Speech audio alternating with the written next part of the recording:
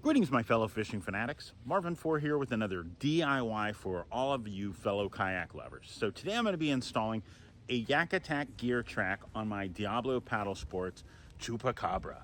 Super excited to do it. It's one of those things that when you get a kayak, certain things just work out that you know what you need to install. So don't be intimidated by this. It's a very simple process, and if you're looking to try it, stick with me. I'll tell you all about it.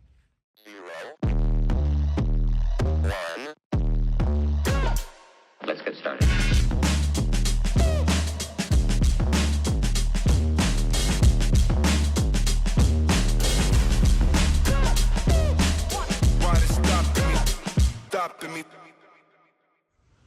So I recently picked up the Kayak Center Stage, I think is what it's called. It's a rod stager for the front of your kayak or side of your kayak, or you buy two of them, and it allows you to store your stuff, which comes in really, really handy, especially when you go under a lot of branches or if you're going under a bridge like I do a lot.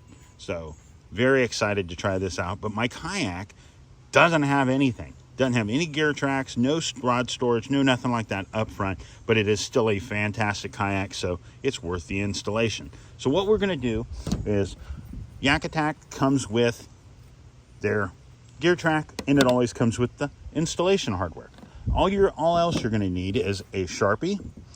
I brought 2 drill bits, but I'm gonna stick with the 1/8" drill bit because it works way better for me, and the other is a 16" drill bit.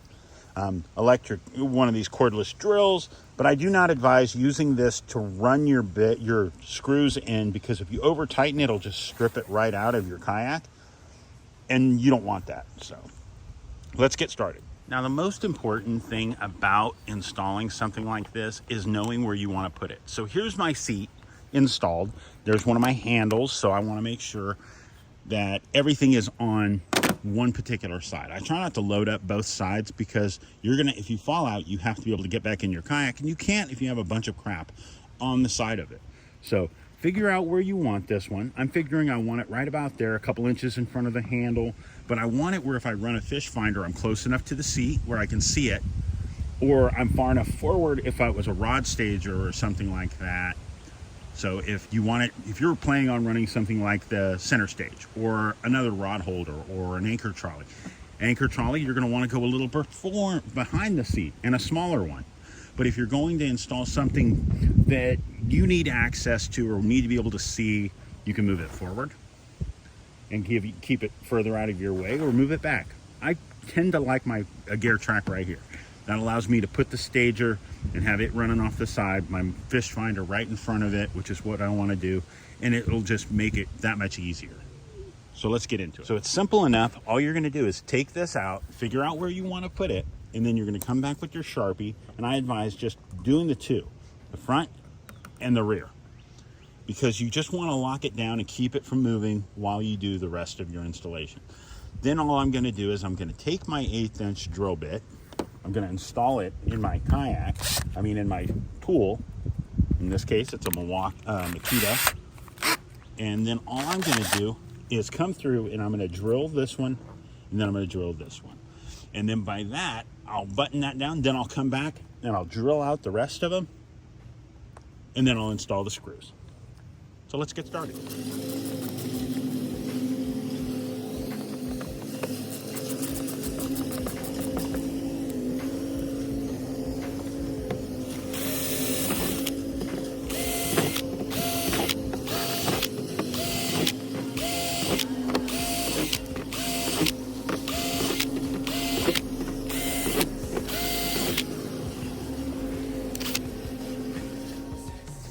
After I drill my holes, I'm going to install my front and my rear screw, as I said.